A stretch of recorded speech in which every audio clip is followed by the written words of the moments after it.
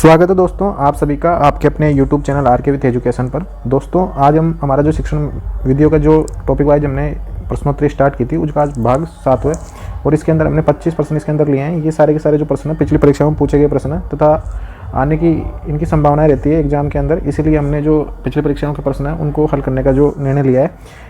यदि आप इन प्रश्नों को PDF के रूप में चाहते हो तो आप हमारा जो टेलीग्राम चैनल है आरके विथ एजुकेशन उसको ज्वाइन जरूर कर लें, और अगर यूट्यूब चैनल पर पहली बार ही विजिट कर रहे हो तो यूट्यूब चैनल को सब्सक्राइब करके नोटिफिकेशन के लिए बेल का आइकन जरूर प्रेस कर दें। और इन सारे प्रश्नों की आपको जो प्लेलिस्ट मिल जाएगी आपको, तो आप वहाँ से क्रम वाइज इनको देख सकते हो। वो है रीड टीचिंग मेथड के नाम से हमने जो प्लेलिस्ट है वो बना रखी है, रीड टीचिंग मेथड, तो वहाँ से आप एक बार विजिट कर सकते हो। तो देख लेते हैं आज का पहला प्रश्न। तो पहला प्रश्न है सबसे प्रभावी शिक्षण विधि कौन सी है। ऑप्शन 1 दे रखा है व्याख्यान विधि, ऑप्शन 2 दे रखा है संवादात्मक विधि, ऑप्शन 3 दे रखा है प्रोजेक्ट विधि, ऑप्शन 4 दे रखा है अनुकरण विधि, ऑप्शन 5 दे रखा है अनुत्तरित प्रश्न। तो सबसे प्रभावी शिक्षण विधि जो है वो है व्याख्यान विधि नहीं हो सकती, प्रोजेक्ट विधि नहीं है और अनुकरण विधि नहीं है। इसमें जो सही आंसर रहेगा वो रहेगा संवादात्मक विधि। संवादात्मक विधि होती क्या है, जैसे टीचर ने किसी से प्रश्न पूछा और उसका उत्तर बताने के बाद जैसे बालक ने उत्तर बता दिया तो और बच्चों ने या उसी बच्चे ने उस उत्तर से संबंधित या टीचर से संवाद करते हुए और भी चीज़ें प्रश्न से मतलब छात्र क्या हो उसके अंदर सक्रिय हो, छात्र क्या हो सक्रिय हो, और जो शिक्षण प्रक्रिया है वो द्विविमी में हो। ऐसा नहीं है कि एक ही तरफ से शिक्षण हो रहा है, शिक्षक पढ़ाता जा रहा है और बच्चे उसमें से कुछ नहीं पूछ रहे हैं। जैसे संवादात्मक विधि का मतलब ये हो गया कि जैसे टीचर कुछ पढ़ा रहा है तो बच्चे सामने से उससे कुछ प्रश्न पूछ लें या उनका और भी समझने का प्रयास करें। तो इसका सही आंसर हो जाएगा ऑप्शन नंबर बी, संवादात्मक विधि इसको बोलेंगे। और ये जो विधि है ये सभी सब्जेक्ट है उनके लिए महत्वपूर्ण विधि होती है। तो इसके बाद में अगला जो हमारा प्रश्न है वो है प्रश्न नंबर 2 है गुंजन विधि। गुंजन विधि का जो इंग्लिश नेम है वो है ब्रेन स्टॉर्मिंग मेथड, इसको मस्तिष्क उद्वेलन विधि भी बोलते हैं, मस्तिष्क उद्वेलन विधि भी इसको बोलते हैं। अब हिंदी में क्या होता है, हिंदी में जब इन शब्दों का जो ट्रांसलेशन होता है वो अलग अलग तरीके से होता है, तो आप सीधा याद रखें ब्रेन स्टॉर्मिंग विधि का मुख्य उद्देश्य क्या होता है। ऑप्शन 1 दे रखा है छात्रों को अधिक गृह कार्य देना, ऑप्शन 2 दे रखा है छात्रों की रचनात्मकता को बढ़ाना, ऑप्शन 3 दे रखा है छात्रों की जानकारी की जांच करना, ऑप्शन 4 दे रखा है छात्रों का मूल्यांकन करना, और ऑप्शन 5 दे रखा है अनुत्तरित प्रश्न। तो गुंजन विधि का जो मुख्य उद्देश्य होता है वो छात्रों को गृह कार्य देना नहीं होता, छात्रों की जानकारी की जांच करना नहीं होता, छात्रों का मूल्यांकन करना नहीं होता, छात्रों की रचनात्मकता को बढ़ाना क्या होता है, ब्रेन स्टॉर्मिंग मेथड होता है। वैसे भी नाम से स्पष्ट है ब्रेन स्टॉर्मिंग का मतलब तूफान।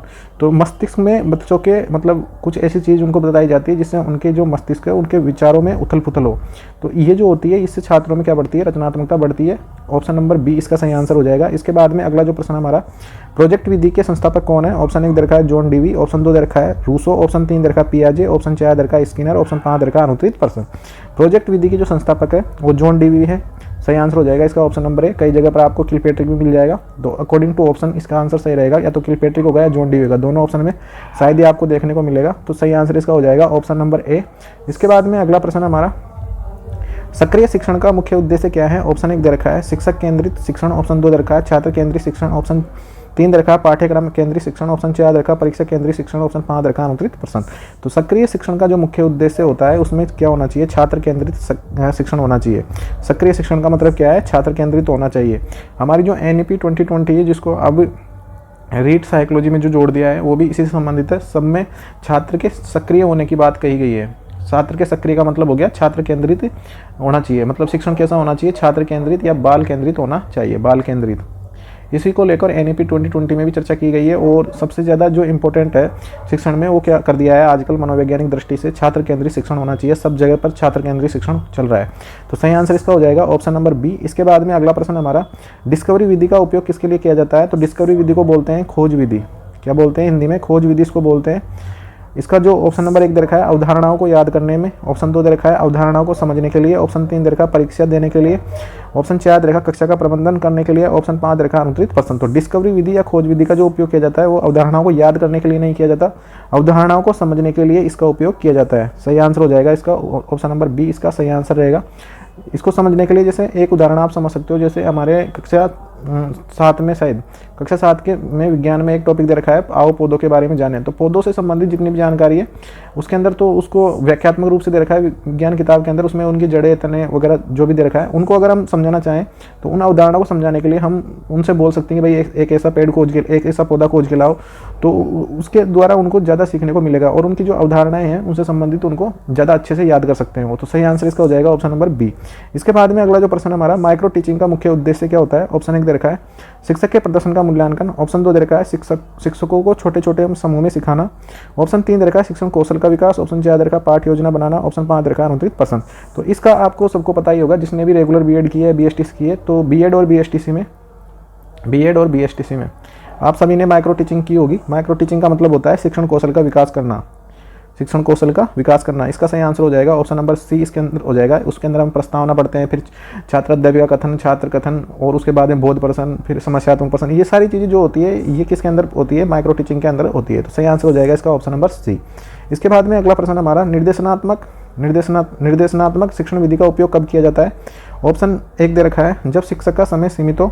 ऑप्शन 2 दे रखा है जब छात्रों की रुचि अधिक हो। ऑप्शन 3 दे रखा है जब प्रयोगात्मक कार्य किया जाना हो। ऑप्शन 4 दे रखा है जब चर्चा की आवश्यकता हो। ऑप्शन 5 दे रखा है अनुत्तरित प्रश्न। तो निर्देशनात्मक शिक्षण की विधि का उपयोग किया जाता है जब प्रयोगात्मक कार्य किया जाना हो, यानी कि कोई प्रयोग हमको दे दिया है तो हम शिक्षक उसमें क्या करेगा, हमको निर्देश देगा भाई इसको ऐसे करना है, तो हम उसको आसानी से कर सकते हैं। तो इसका सही आंसर हो जाएगा ऑप्शन नंबर सी, इसका सही आंसर रहेगा। इसके बाद में अगला जो प्रश्न है हमारा प्रश्न नंबर कृत्रिम विधि सिमुलेशन मेथड, ये भी काफ़ी इंटरेस्टिंग मेथड है, का प्रयोग किस उद्देश्य से किया जाता है? ऑप्शन 1 दे रखा है शिक्षकों को प्रशिक्षित करने के लिए। ऑप्शन 2 दे रखा है छात्रों को व्यवहारिक ज्ञान देने के लिए। ऑप्शन 3 दे रखा है कक्षा को अनुशासन में रखने के लिए। ऑप्शन जो डी दे रखा है वो दे रखा है गृह कार्य को पूरा करने के लिए। ऑप्शन 5 दे रखा है अनुत्तरित प्रश्न। तो आप केवल गूगल का उपयोग आप सभी करते होंगे, सिमुलेशन मेथड आप एक बार गूगल पर टाइप कीजिए, आपको इस प्रकार के मतलब प्रयोग वहाँ पर देखने को मिलेंगे, जिसमें मतलब जिसको ऐसा लगता है कि हम स्वयं कर रहे हैं। तो इन चीज़ों का जो उपयोग किया जाता है वो किया जाता है छात्रों को व्यवहारिक ज्ञान देने के लिए इसका उपयोग किया जाता है। तो सही आंसर हो जाएगा इसका बी, इसका सही आंसर रहेगा ऑप्शन नंबर 20 सिमुलेशन मेथड। ये शब्द आप याद रखें, आपको ये अभी तो काम आ रहा है, उसके बाद में अगर आप टीचर बन जाते हो उसके बाद में ये शब्द आपको काफ़ी जगह पर काम आएगा, और काफ़ी बार जो टीचर्स की ट्रेनिंग होती है उसमें भी इस शब्द का काफ़ी यूज किया जाता है और काफ़ी बार इसके बारे में बताया भी जाता है। तो सही आंसर हो जाएगा इसका ऑप्शन नंबर 20 का सही आंसर रहेगा। इसके बाद में अगला प्रश्न हमारा समूह चर्चा विधि का मुख्य उद्देश्य क्या है? ऑप्शन 1 दे रखा है व्यक्तिगत अध्ययन को बढ़ावा देना। ऑप्शन 2 दे रखा है छात्रों को अपनी राय व्यक्त करने का अवसर देना। ऑप्शन 3 दे रखा है शिक्षक के ज्ञान को बढ़ाना। ऑप्शन 4 दे रखा है छात्रों के लिए पाठ्यक्रम आसान बनाना। ऑप्शन 5 दे रखा है अनुत्तरित प्रश्न। तो समूह चर्चा विधि का जो मुख्य उद्देश्य है वो है छात्रों को अपनी राय व्यक्त करने का अवसर देना। इसीलिए विद्यालयों में बाल सभा, अंताक्षरी, इन सारी चीज़ें जो होती है इनका आयोजन किया जाता है। बाल दिवस के दिन बाल चौपाल, ये जो राजू मंच, गार्गी मंच, इन सारी चीज़ों का जो आयोजन किया जाता है ये इसलिए किया जाता है कि छात्रों को अपनी जो राय है उसको व्यक्त करने का क्या मिल जाए, अवसर मिल जाए, और उनमें क्या होगा, वो छात्र अगर सक्रिय रहेंगे तो उनका जो शिक्षण कार्य होगा वो भी काफ़ी अच्छा रहेगा। तो सही आंसर इसका हो जाएगा ऑप्शन नंबर 20 का सही आंसर रहेगा। इसके बाद में अगला जो प्रश्न हमारा प्रयोगात्मक शिक्षण विधि किस प्रकार के विषयों के लिए उपयुक्त है? ऑप्शन 1 दे रखा है सैद्धांतिक विषयों के लिए। ऑप्शन 2 दे रखा है व्यावसायिक विषयों के लिए। ऑप्शन 3 दे रखा है गणितीय विषयों के लिए। ऑप्शन 4 दे रखा है भाषा विषय के लिए। ऑप्शन 5 दे रखा है अनुत्तरित प्रश्न। तो प्रयोगात्मक शिक्षण विधि जो है किस विषयों के लिए आवश्यक है? तो वो जो सैद्धांतिक विषय हैं जिनके सिद्धांत दिए हुए हैं, तो सिद्धांतों को हम क्या कर सकते हैं, प्रूफ कर सकते हैं। जैसे विज्ञान हो गई, ऐसी जो चीज़ें, ऐसी जो विषय हैं सैद्धांतिक जो विषय हैं उन विषयों में हम इसका उपयोग किया जा सकता है। तो सही आंसर इसका हो जाएगा ऑप्शन नंबर ए, प्रयोगात्मक शिक्षण विधि सैद्धांतिक विषयों के लिए उपयोगी होती है। इसके बाद में अगला जो प्रश्न हमारा गणित में समस्या समाधान विधि का मुख्य उद्देश्य क्या है? ऑप्शन 1 दे रखा है रटने की क्षमता विकसित करना। ऑप्शन 2 दे रखा है तर्क शक्ति और विश्लेषणात्मक सोच विकसित करना। ऑप्शन 3 दे रखा है केवल उत्तर प्राप्त करना। ऑप्शन 4 दे रखा है याददाश्त को सुधारना। ऑप्शन 5 दे रखा है अनुत्तरित प्रश्न।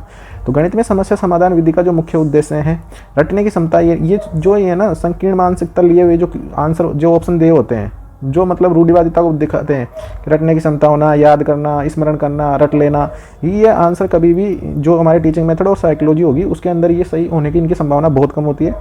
तर्क शक्ति और विश्लेषणात्मक सोच को विकसित करना ही समस्या समाधान विधि का उद्देश्य होता है। तो सही आंसर हो जाएगा इसका ऑप्शन नंबर बी, इसका सही आंसर रहेगा। इसके बाद में अगला जो प्रश्न हमारा प्रश्न नंबर 12 है गणित शिक्षण में डिस्कवरी विधि का उद्देश्य क्या है? ऑप्शन 1 दे रखा है गणना सिखाना। ऑप्शन 2 दे रखा है विद्यार्थियों को स्व अन्वेषण के लिए प्रेरित करना। ऑप्शन 3 दे रखा है केवल शिक्षक केंद्रित शिक्षण। ऑप्शन डी दे रखा है सूत्र याद करवाना। ऑप्शन 5 दे रखा है अनुत्तरित प्रश्न। तो डिस्कवरी विधि वही है, खोज विधि है। तो इसके अंदर विद्यार्थियों को स्व अन्वेषण का मतलब भी क्या होता है, खोज होता है।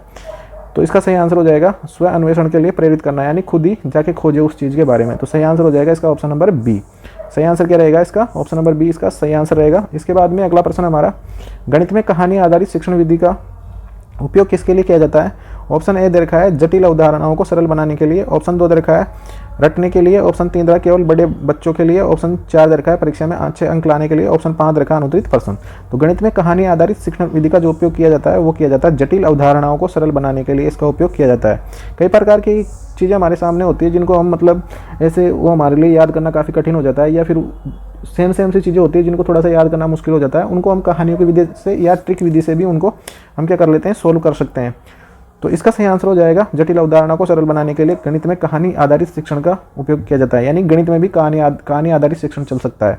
तो इसका सही आंसर रहेगा ऑप्शन नंबर ए, इसका सही आंसर रहेगा। इसके बाद में अगला प्रश्न हमारा प्रश्न नंबर 15 है, गणित शिक्षण में एक्टिविटी आधारित यानी क्रिया आधारित या गतिविधि आधारित, क्रिया आधारित या इसको बोल सकते हैं गतिविधि आधारित शिक्षण क्यों महत्वपूर्ण है? गतिविधि आधारित शिक्षण क्यों महत्वपूर्ण है? ऑप्शन 1 दे रखा है क्योंकि यह पढ़ाई को मजेदार बनाता है। ऑप्शन 2 दे रखा है क्योंकि यह बच्चों को निष्क्रिय बनाता है। ऑप्शन 3 दे रखा है क्योंकि यह बच्चों को सिखाने के लिए शिक्षक पर निर्भर करता है। ऑप्शन डी दे रखा है केवल क्योंकि यह परीक्षा में अच्छे अंक लाने में मदद करता है। और ऑप्शन 5 दे रखा है अनुत्तरित प्रश्न, तो क्योंकि यह परीक्षा में अच्छे अंक लाने में मदद कर सकता है, क्योंकि यह बच्चों को सिखाने के लिए शिक्षक पर निर्भर करता है, ये तो बिल्कुल ही गलत है। क्योंकि यह बच्चों को निष्क्रिय बना देता है, तो ये तो तीनों ऑप्शन गलत हो गए। क्योंकि यह पढ़ाई को क्या बनाता है? मजेदार बनाता है। सही आंसर हो जाएगा ऑप्शन नंबर ए, इसका सही आंसर रहेगा। ऑप्शन नंबर ए क्या रहेगा? इसका सही आंसर रहेगा। तो ए आंसर इसका सही हो जाएगा। इसके बाद में अगला प्रश्न हमारा प्रश्न नंबर 15 है, गणित में समूह कार्य का मुख्य लाभ क्या है? ऑप्शन 1 दे रखा है सभी बच्चों को एक ही समय पर अभ्यास। ऑप्शन 2 दे रखा है टीम वर्क और समस्या समाधान कौशल का विकास करना। ऑप्शन 3 दे रखा है शिक्षक के कार्य को आसान बनाना। ऑप्शन 4 दे रखा है बच्चों को प्रतिस्पर्धी बनाना। ऑप्शन 5 दे रखा है अनुत्तरित प्रश्न। तो बच्चों को प्रतिस्पर्धी नहीं, शिक्षक के कार्य को आसान नहीं बनाना, टीम वर्क और समस्या समाधान कौशल का विकास। तो सही आंसर हो जाएगा इसका टीम वर्क का मतलब हो गया, टीम वर्क का मतलब हो गया 4 या 5 बच्चों को एक साथ बिठा दिया जाए और उनको भाई ये वाली समस्या दी जाए कि भाई ये बनाओ, तुम समबाहु त्रिभुज का चित्र बनाओ, समबाहु त्रिभुज का इस प्रकार से बनाओ कि उसके जो कोण है तीनों कोण बराबर हो जाए, लेकिन तुमको क्या है चांदे की सहायता नहीं लेनी या फिर इसके लिए सहायता नहीं लेनी। तो इस प्रकार की जो समस्याएं बच्चों को दिया जाता है, तो हर बच्चे का दिमाग अलग अलग काम करता है और टीम वर्क और समस्या समाधान में कौशल का विकास हो जाता है। सही आंसर हो जाएगा इसका ऑप्शन नंबर बी, इसका सही आंसर रहेगा। इसके बाद में अगला प्रश्न हमारा प्रश्न नंबर 16 है, गणित में आकृतियों को समझाने के लिए कौन सी विधि सबसे उपयुक्त विधि है? ऑप्शन 1 दे रखा है व्याख्यान विधि। ऑप्शन 2 दे रखा है प्रयोगात्मक विधि। ऑप्शन 3 दे रखा है नोट्स बनाने की विधि। ऑप्शन 4 दे रखा है केवल अभ्यास करवाना और ऑप्शन 5 दे रखा है अनुत्तरित प्रश्न। तो गणित में आकृतियों को समझाने के लिए कौन सी विधि सबसे उपयुक्त विधि रहेगी? तो इसके अनुसार प्रयोगात्मक विधि सबसे अच्छी रहेगी। सही आंसर हो जाएगा इसका ऑप्शन नंबर बी, इसका सही आंसर रहेगा। जैसे आप आयत पढ़ा रहे हो या वर्ग पढ़ा रहे हो, तो क्लास में अगर रखी चीज़ों को अगर अपना बता सके कि भाई जैसे ये टेबल रखी है तो ये आयताकार है, ये जो हमारे पास में डस्टर होता है ये हमारा आयताकार है, जो हमारा फर्श बिछा हुआ वो वर्गाकार है, या हमारा कमरा है जो वर्गाकार है। तो इस प्रकार की जो विधियाँ होती है या आकृतियों को समझने में क्या होती है, अच्छी होती है, मतलब समझने के लिए उपयुक्त होती है, आसान बनाती है इन सभी चीज़ों को।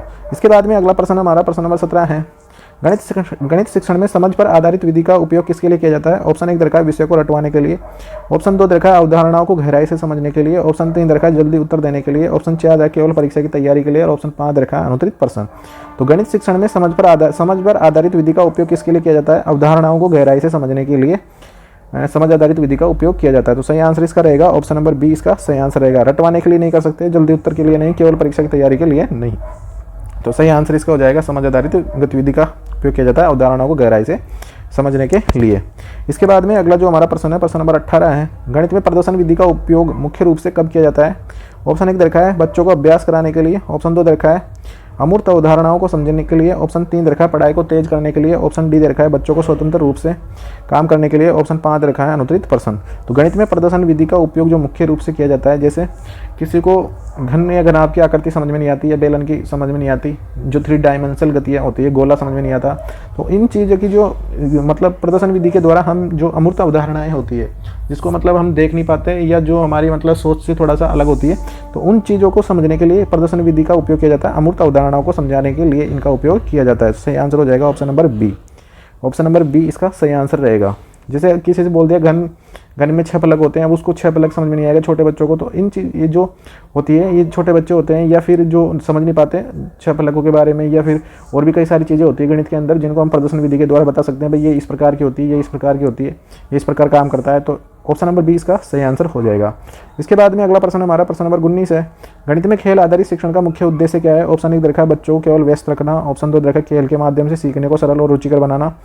ऑप्शन 3 रखा है खेलना सिखाना। ऑप्शन 4 रखा है विषय को गंभीर बनाना। ऑप्शन 5 रखा है अनुत्तरित प्रश्न। तो गणित में खेल आधारित शिक्षण का जो मुख्य उद्देश्य है वो खेल के माध्यम से सीखने को सरल और रुचिकर बनाना। तो सही आंसर इसका हो जाएगा ऑप्शन नंबर बी, इसका सही आंसर रहेगा। जब आप अगर टीचर बन जाते हो शायद बन जाओगे सभी।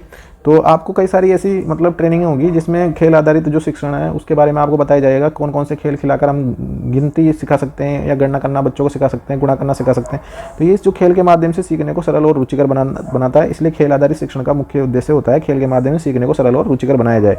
तो सही आंसर हो जाएगा इसका ऑप्शन नंबर बी, इसका सही आंसर रहेगा। इसके बाद में अगला प्रश्न हमारा प्रश्न नंबर 20 है, गणित में व्याख्यान विधि का उपयोग मुख्यतः किसके द्वारा किया जाता है? ऑप्शन 1 दे रखा है गणितीय अवधारणाओं को स्पष्ट करने के लिए, ऑप्शन 2 दे रखा है बच्चों को सुनने के लिए बाध्य करने के लिए, ऑप्शन 3 दे रखा है प्रायोगिक सत्र के लिए, ऑप्शन डी दे रखा है बच्चों को स्वतंत्र कार्य करने के लिए, ऑप्शन 5 दे रखा है अनुत्तरित प्रश्न। तो गणित में व्याख्यान विधि का उपयोग मुख्यतः किसके लिए किया जाता है? केवल सुनने के लिए बाध्य करने के लिए नहीं किया जा सकता, प्रायोगिक सूत्र के लिए नहीं, बच्चों को स्वतंत्र कार्य देने के लिए नहीं। गणितीय अवधारणाओं को स्पष्ट करने के लिए किसका विधि का उपयोग किया जाता है? व्याख्यान विधि का। व्याख्यान विधि एक ऐसी विधि है जो सारे सब्जेक्ट के लिए महत्वपूर्ण विधि है। अगर व्याख्यान विधि नहीं होगी तो कोई भी सब्जेक्ट अच्छे से वर्क नहीं करेगा। व्याख्यान विधि का उपयोग गणित में भी किया जाता है, विज्ञान में भी किया जाता है, हिंदी में सब में किया जाएगा। व्याख्यान का मतलब ये है कि जैसे हम कोई भी टॉपिक पढ़ा रहे हैं तो उसके बारे में बताना, यही व्याख्यान है। तो सही आंसर हो जाएगा इसका ऑप्शन नंबर ए, इसका सही आंसर रहेगा।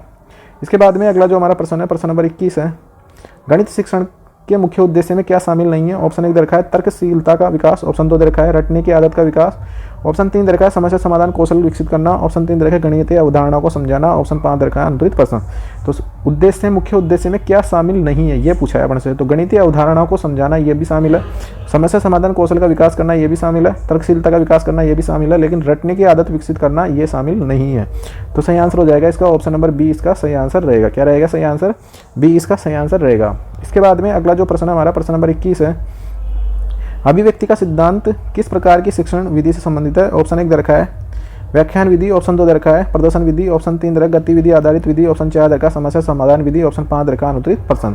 तो अभिव्यक्ति यानी अपनी जो चीज़ें हैं उनको प्रकट करना, अपने विचारों को प्रकट करना, ये कौन सी किस प्रकार की शिक्षण विधि के अंदर किस प्रकार की शिक्षण विधि से संबंधित है? तो इसका ऑप्शन दे रखा है व्याख्यान विधि, ऑप्शन 2 दे रखा था इसका प्रदर्शन विधि, ऑप्शन 3 दे रखा है गतिविधि आधारित विधि, ऑप्शन 4 दे रखा है इसका समस्या समाधान विधि, ऑप्शन 5 दे रखा है अनुत्तरित प्रश्न। तो इसका सही आंसर हो जाएगा गतिविधि आधारित विधि। सही आंसर रहेगा इसका ऑप्शन नंबर सी, इसका सही आंसर रहेगा।